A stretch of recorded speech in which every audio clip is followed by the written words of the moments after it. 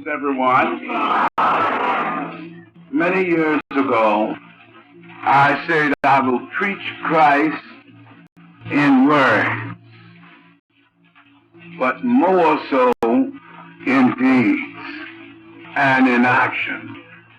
I've often said hereafter, I shall preach more explicitly in deeds and in action than what I have preached and am preaching in words. Just a little while ago, and that message was being read from the pages of Light as published in the August 7th issue of Light, August 7, 1934. I thought of how marvelous it was, yea, how marvelous it is. The message that was given then can remain, and it shall remain, over and above every opposition of men. For God is greater, bigger, and better than all of the opposing forces, both of the invisible and the visible world. I thought how marvelous it was, as it is, even though we do not think or commit to memory these soul-stirring, yea, soul-redeeming messages. At times you lose complete sight of those things that I have said. Yet when you read back and see what I said at that time, more than 18 years ago, it's enough, say, in those words, to redeem the world. Many may ignore this truth,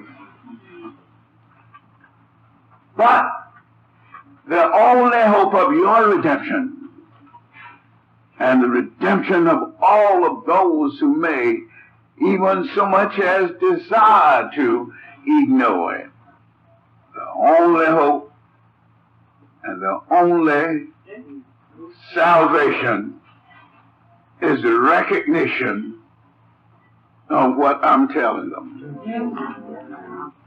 It says, the light, this is the bound volume of the light and the divine light combined. The light in its original name, it gives light to the world. As it is, so it was.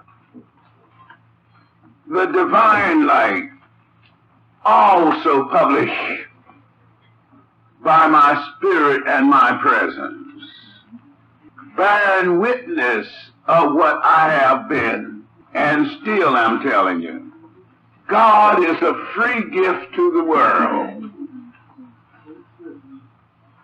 As it was, so it is, for free distribution. As I explained, God so loved the world, He gave His only begotten Son. You cannot lose by giving freely, for so freely as you receive, so freely you should give. And on the other hand, so freely as you give, so freely shall you receive. As these periodicals were for free distribution and not for the purpose of profiteering or for the purpose of any monetary return for what we were doing. Yet, good many say, Father Divine is extremely wealthy and have unlimited resources. They speak of the material and monetary expressions of what they can see around, not knowing that in this particular message as I gave it, if you believe it, it's worth your city's weight in gold.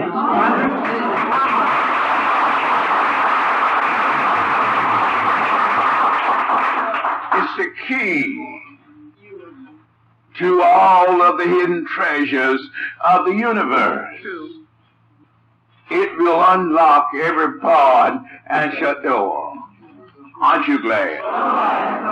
By this, if you adhere to these words as spoken and propounded, you will have victory over every difficulty, over all trials, over all tribulations, and will master all situations and will solve all of your problems.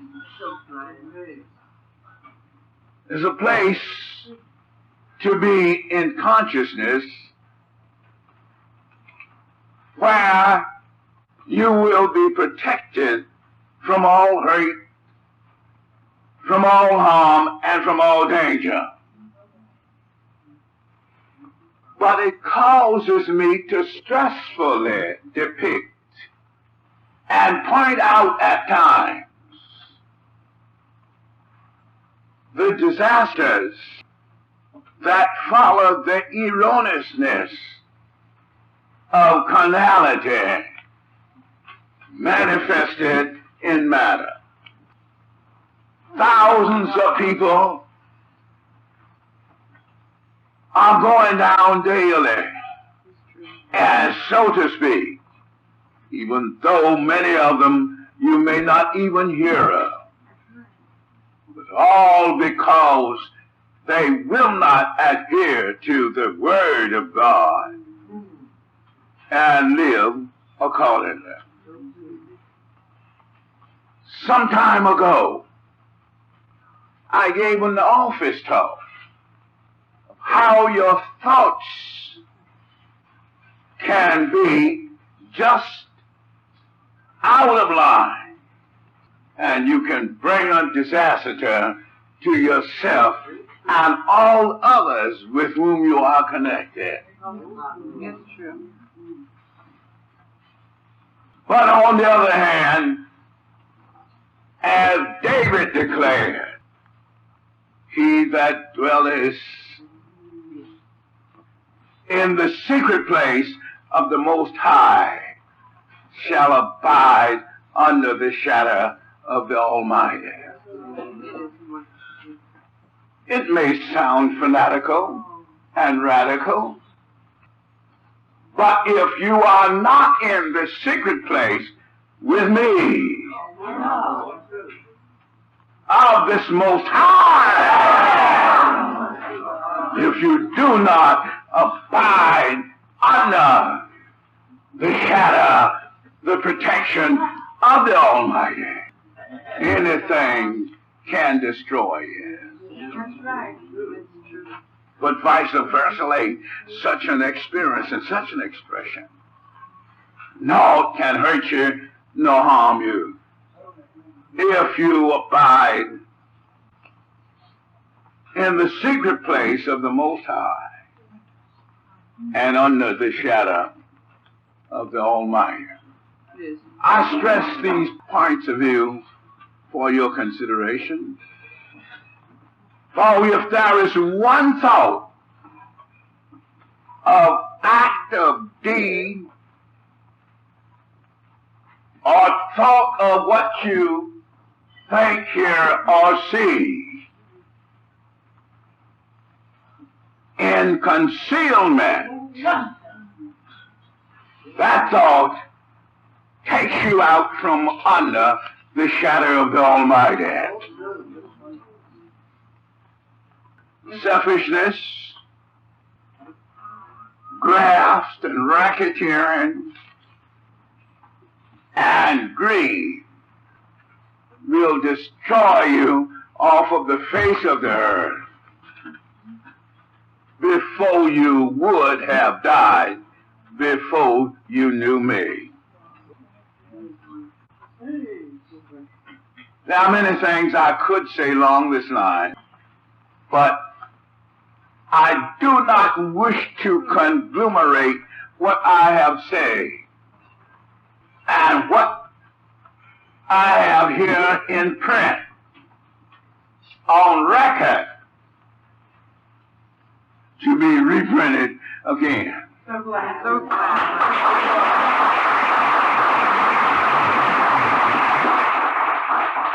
I do not wish to get away from the point of view that has been so explicitly depicted and described,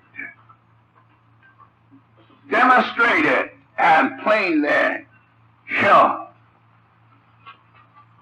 What you can do and what you will do, and what can and will become of you.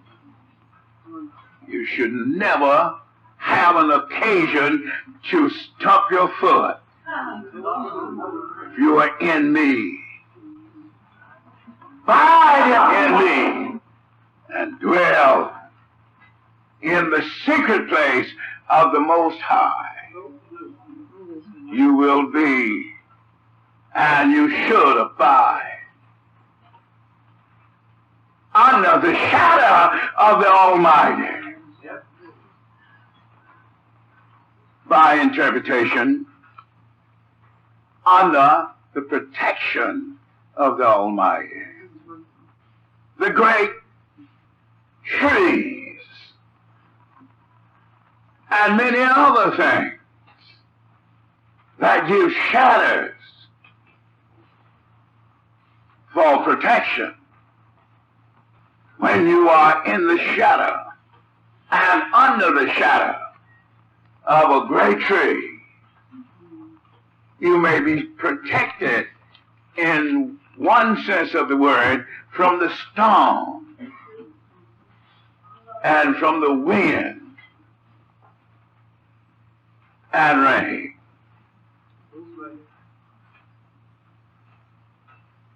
But truthfully and definitely I can say, he that dwells in the secret place of the Most High shall abide under the shadow of the Almighty. If there was not another message on record that I have given, this in itself would be sufficient.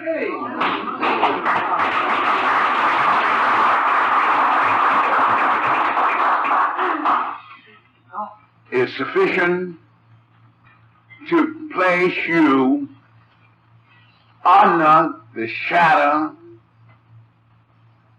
of the Almighty wheresoever you may be.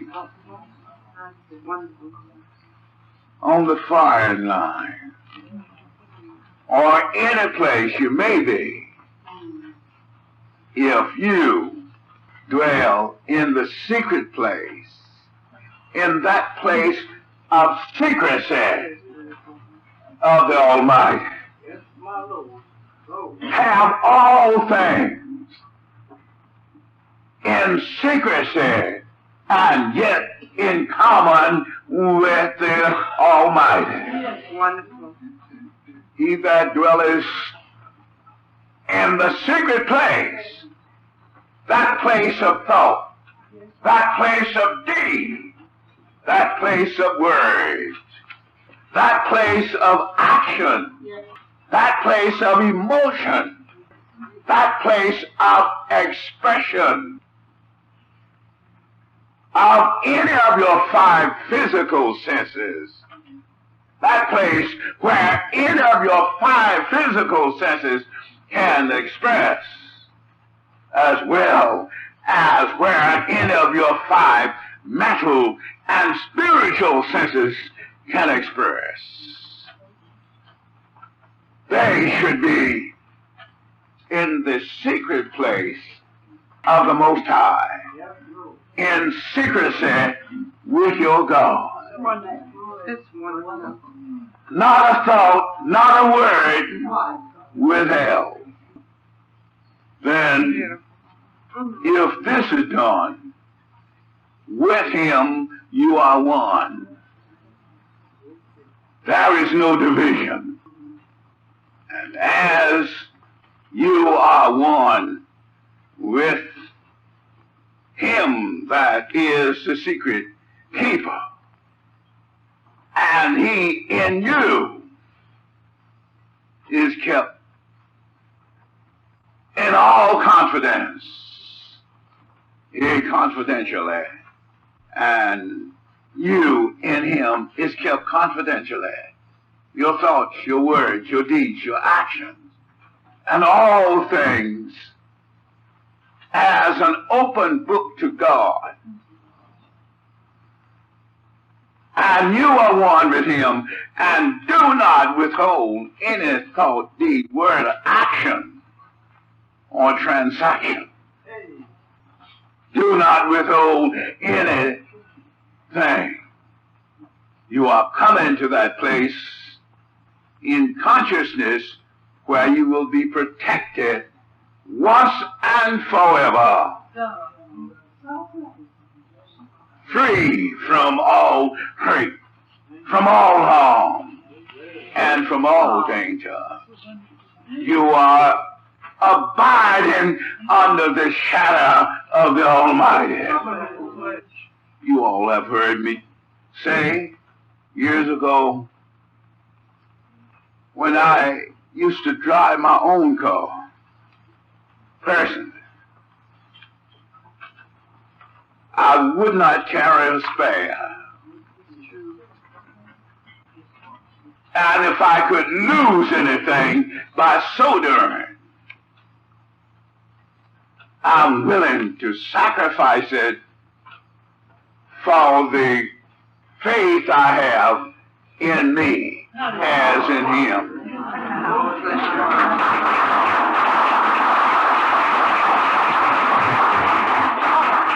Your faith should be more than pure gold that is tried by the fire. It should be more precious and more protected than pure gold that is tried by the fire. Your faith should be more valuable than pure gold, just about the size of New York City. Wonderful. A lump of pure gold about the size of New York City. Your faith should be worth just as much and just as valuable in your consciousness and in the consciousness of those with whom you have to do.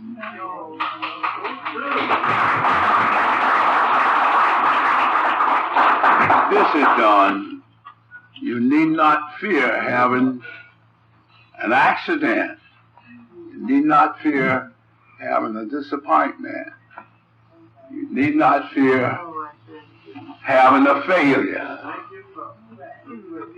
Oh, all things are protected with him who liveth forever when you dwell in the secret place of the Most High and abide under the shadow of the Almighty. I know it's foolishness. Oh my. Foolishness to those who do not know. But with all of the critics and accusers and slanderers and falsifiers according to their own statement, as I saw an article tonight that was on my desk. Someone said he came out about the year 1900 and said he's about 76. Well, now isn't that wonderful?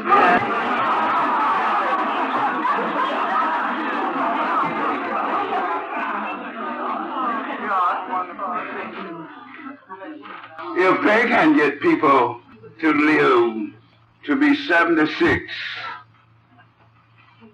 and be useful as I am, physically, mentally, and spiritually, and you know they would consider that they had found something that satisfies. Aren't you glad? I do not even bear record where that clipping came from. I have no natural record of it, where it came from. It mentioned on the city line, something of that sort. It mentioned a whole lot of false rumors and false reports of the past and of the present. But whether or not, if you can find someone to be at that age, it's a wonderful blessing for all of the people to find one person at that age, if it was such a thing as an age in the consideration, such as that is not in my world.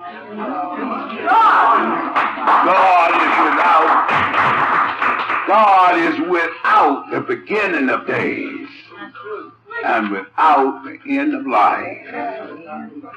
One writer declared, I am made, or made myself, whichever, after the order of Melchizedek. It's true. Being without the beginning of days and without the end of life, having no descendants, no ancestors, and no beginning and no end.